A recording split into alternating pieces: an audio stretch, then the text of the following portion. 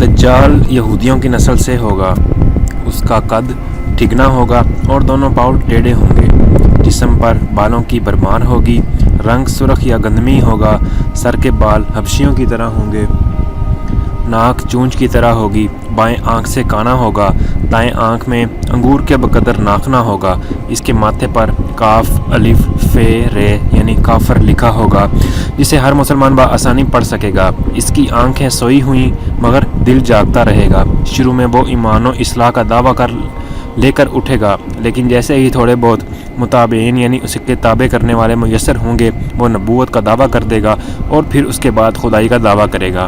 اس کی سواری بھی اتنی بڑی ہوگی کہ اس کے دونوں کانوں کے درمیانی فاصلہ 40 گز کا ہوگا، ایک قدم تا حد نگاہ مسافت کو طے کر لے گا۔ دجال کا پکا، جھوٹا اور اعلیٰ درجے کا شعبدے باز ہوگا، اس کے پاس غلوں کے ڈھیر اور پانی کی نہریں ہوں گی، زمین میں مدفون تمام خزانے باہر نکل کر شہد کی مکھیوں کی مانند اس کے ساتھ ہو لیں گے۔ جو قبیلہ اس کی خدائی پر ایمان لے آئے گا دجال اس پر بارش برسائے گا، جس کی وجہ سے کھانے پینے کی چیزیں ابل پڑیں گی، درختوں پر پھل آ جائیں گے، کچھ لوگوں سے آ کر کہے گا اگر میں تمہارے ماں باپوں کو زندہ کر دوں تو تم میرے کیا خدائی کا اقرار کرو گے؟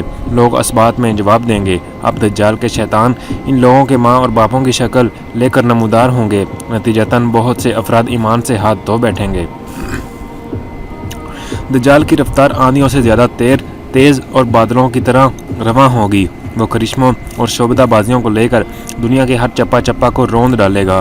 تمام دشمنان اسلام اور دنیا بھر کے یہودی امت مسلمہ کے بغض میں اس کی پشت پناہی کر رہے ہوں گے۔ وہ مکہ معظمہ میں گھسنا چاہے گا مگر فرشتوں کی پہرے داری کی وجہ سے ادھر گھس نہ پائے گا، اس لیے نامراد و ذلیل ہو کر واپس مدینہ منورہ کا رخ کرے گا۔ اس وقت مدینہ منورہ کے 7 دروازے ہوں گے، ہر دروازے پر فرشتوں کا پہرا ہوگا، لہٰذا یہاں پر بھی منہ کی کھانی پڑے گی۔ انہی دنوں مدینہ منورہ میں 3 بار زلزلہ آئے گا، جس سے گھبرا کر بہت سارے بے دین شہر سے نکل کر بھاگ نکلیں گے، باہر نکلتے ہی دجال انہیں لقمہ ترکی کی طرح نگل جائے گا۔ آخر ایک بزرگ اس سے بحث و مناظرہ کے لیے نکلیں گے اور خاص اس کے لشکر میں پہنچ کر اس کی بابت دریافت کریں گے۔ لوگوں کو اس کی باتیں شاق گزریں گی، لہذا اس کے قتل کا فیصلہ کریں گے، مگر چند افراد آڑے آ کر کہیں گے اور روک دیں گے کہ یہ ہمارا خدا دجال کی اجازت کے بغیر اس کو قتل نہیں کیا جا سکتا۔ چنانچہ اس بزرگ کو دجال کے دربار میں حاضر کیا جائے گا، جہاں پہنچ کر یہ بزرگ چلا اٹھے گا کہ میں نے پہچان لیا، تو ہی دجال ملعون ہے اور رسول اللہ صلی اللہ علیہ وآلہ وسلم نے ہمیں تیرے ہی خروج کی خبر دی تھی۔ دجال اس خبر کو سنتے ہی آپے سے باہر ہو جائے گا اور اس کو قتل کرنے کا فیصلہ کر لے گا۔ درباری فوراً اس کے 2 ٹکڑے کر دیں گے۔ دجال اپنے حواریوں سے کہے گا کہ اب اگر میں اس کو دوبارہ زندہ کر دوں تو کیا تم میری خدائی کا پختہ یقین ہو جائے گا؟ یہ دجالی گروپ کہے گا کہ ہم تو پہلے ہی سے آپ کو خدا مانتے ہوئے ہیں، البتہ اس معجزہ سے ہماری یقین میں اور اضافہ ہو جائے گا۔ دجال اس بزرگ کے دونوں ٹکڑوں کو اکٹھا کر کے زندہ کرنے کی کوشش کرے گا۔ وہ بزرگ بوجہ حکم الہی کھڑے ہو جائیں گے اور کہیں گے اب تو مجھے اور زیادہ یقین آ گیا کہ تو ہی دجال ملعون ہے۔ وہ جھنجھلا کر دوبارہ انہیں ذبح کرنا چاہے گا، لیکن اب اس کی قدرت سلب کر لی جائے گی۔ دجال شرمندہ ہو کر انہیں اپنی جہنم میں جھونک دے گا، لیکن یہ آگ ان کے لیے ٹھنڈی اور گلزار بن جائے گی۔ اس کے بعد وہ شام کا رخ کرے گا، لیکن دمشق پہنچنے سے پہلے حضرت مہدی علیہ السلام وہاں آ چکے ہوں گے۔ دجال دنیا میں صرف 40 دن رہے گا، ایک دن 1 سال کا، دوسرا دن 1 مہینہ کا اور تیسرا دن 1 ہفتہ کے برابر ہوگا اور باقی کے دن معمول کے دنوں کے مطابق ہوں گے۔ امام مہدی علیہ السلام دمشق پہنچتے ہی زور و شور سے جنگ کی تیاری شروع کر دیں گے، لیکن صورتحال بظاہر دجال کے حق میں ہوگی، کیونکہ وہ اپنے مادی و افرادی طاقت کے بل بوتے پر پوری دنیا میں دھاک بٹھا چکا ہوگا، اس لیے عسکری طاقت کے اعتبار سے تو اس کی شکست بظاہر مشکل ہوگی، مگر اللہ کی تائید اور نصرت کا سب کو یقین ہوگا۔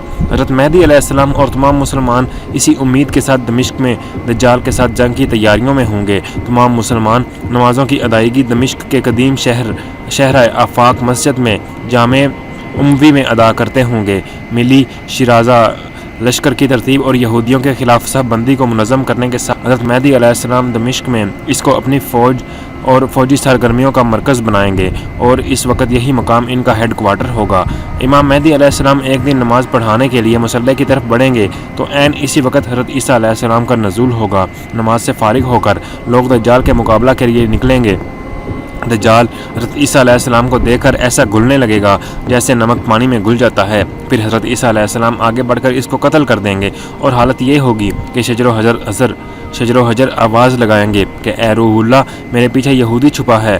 چنانچہ وہ دجال کے چیلوں میں سے کسی کو بھی نہ چھوڑیں گے۔ پھر وہ صلیب کو توڑ دیں گے، یعنی صلیب پرستی کو ختم کر دیں گے، اور خنزیر کو قتل کر کے جنگ کا خاتمہ کر دیں گے، اور اس کے بعد مال و دولت کی ایسی فراوانی ہو جائے گی کہ کوئی قبول نہ کرے گا، اور لوگ ایسے دیندار ہو جائیں گے کہ ان کے نزدیک ایک سجدہ دنیا اور جو کچھ اس میں ہے سب سے بہتر ہوگا۔